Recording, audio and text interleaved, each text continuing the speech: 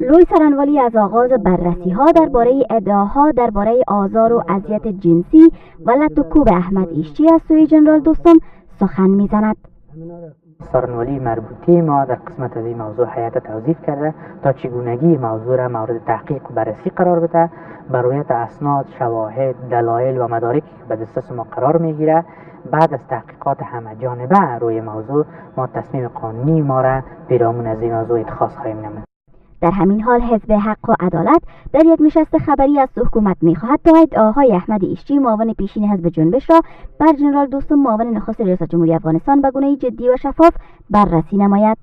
دعوی مذکور که از طرف احمد خان ایشچی بالای معاون صاحب اول رئیس جمهور کشور صورت گرفته، موضوع از طریق ارگان‌های عدلی و قضایی به طور عادلانه جدی بررسی شود. اما آگاهان مسائل حقوقی بررسی اتهام بر معاونان رئیس جمهور و نیز مجازات آنان را بر بنیاد قانون اساسی همچون بررسی اتهام‌ها بر رئیس جمهور می‌گویند.